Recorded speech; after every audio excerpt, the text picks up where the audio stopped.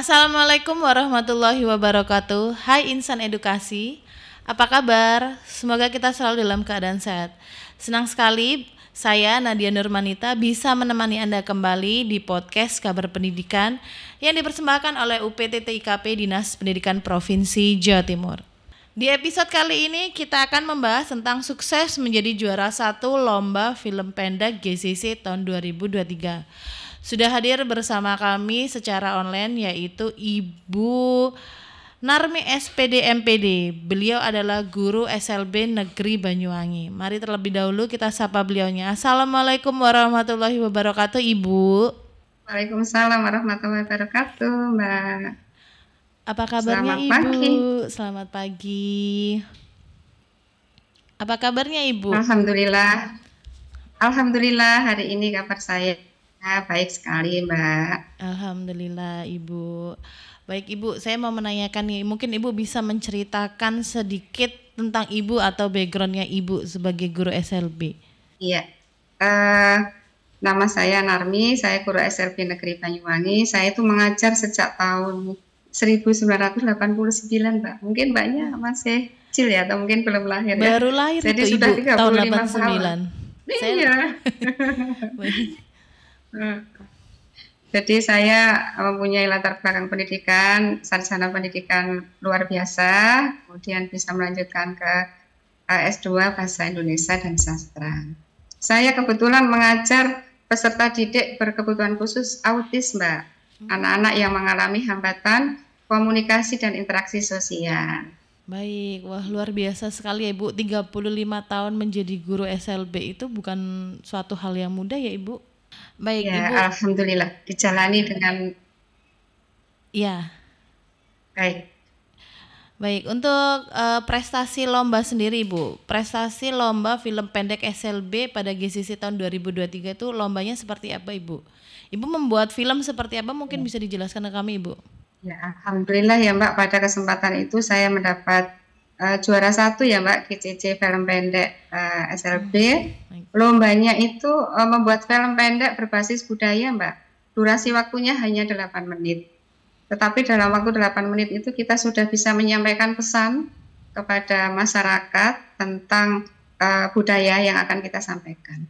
Jadi film pendek ini merupakan implementasi kurikulum Merdeka yang menceritakan tentang pendidikan yang berpusat pada peserta didik, ada kolaborasi yang baik antara orang tua, guru, dan warga sekolah yang lainnya.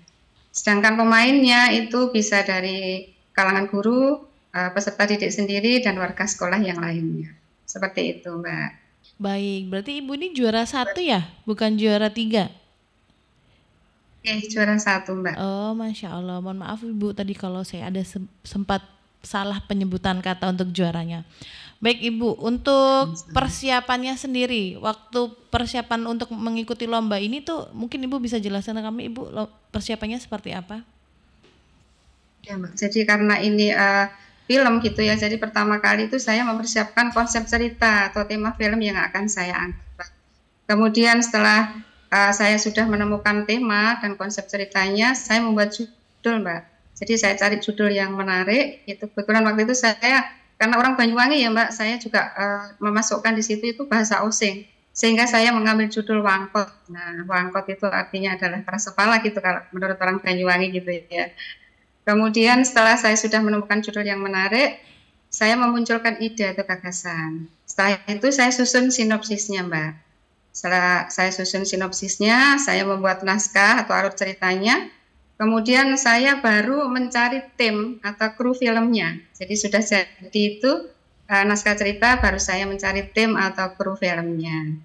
Kemudian setelah sudah menemukan krunya, saya mempersiapkan pemainnya, pemain filmnya. Kebetulan pemain filmnya itu ada dari anak-anak peserta didik kami, tapi tidak dari peserta didik autis yang saya ampu Mbak. Saya mengajak anak-anak tunanetra.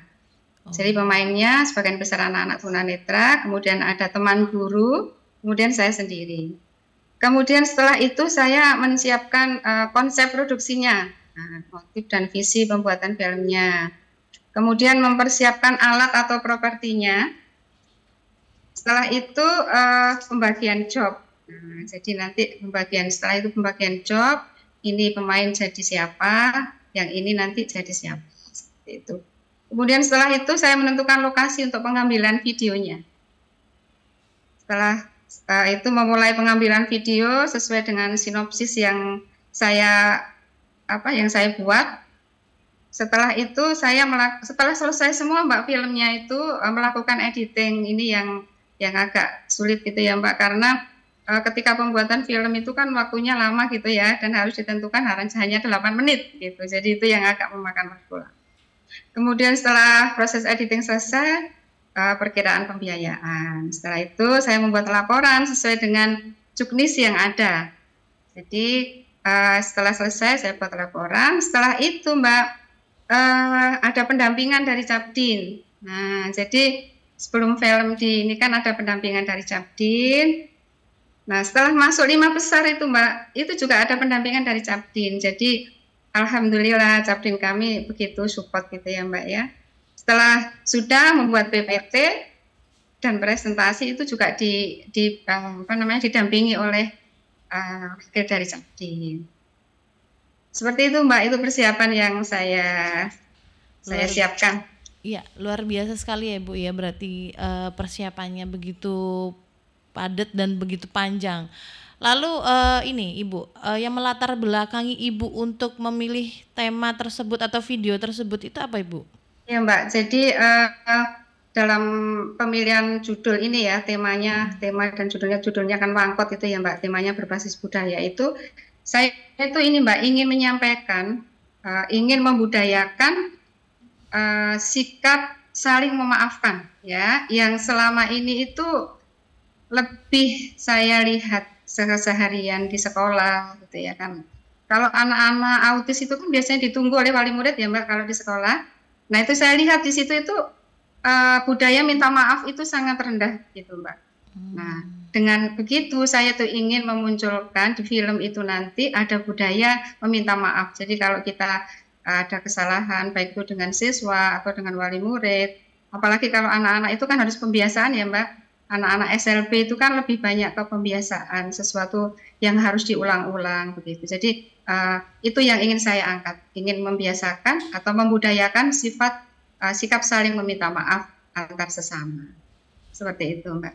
Baik, lalu kalau pasti walaupun dapat dukungan begitu yang luar biasa dari cabang dinas, pasti ada dong Bu kendala atau rintangan yang Ibu hadapin selama persiapan lomba GCC kemarin.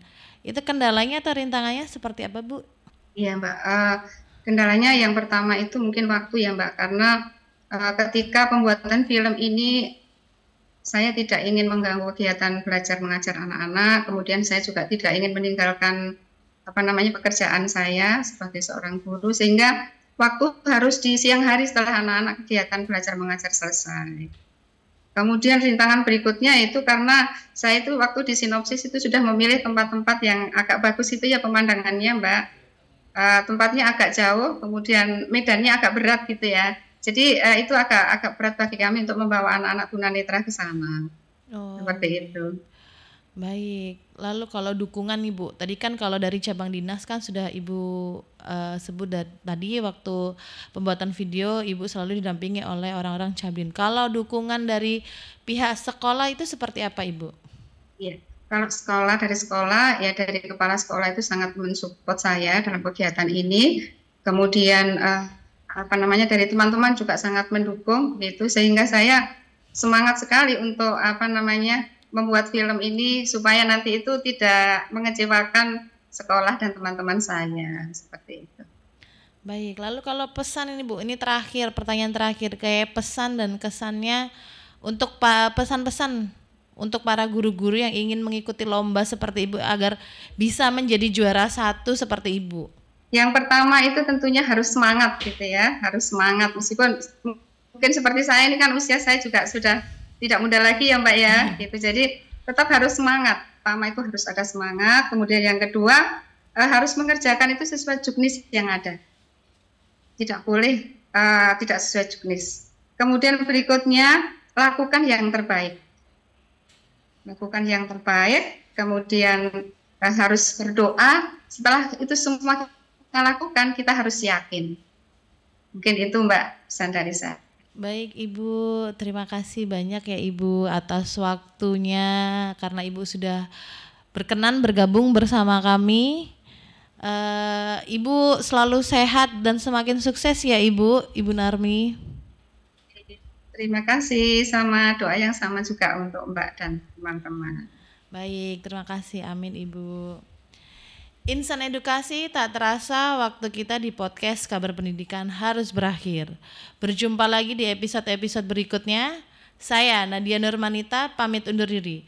Jangan lupa like, komen, dan subscribe di channel YouTube kami UPTT IKP Dindik Jatim. Wassalamualaikum warahmatullahi wabarakatuh. Salam EduTech, UPTT IKP terus maju dan inovatif.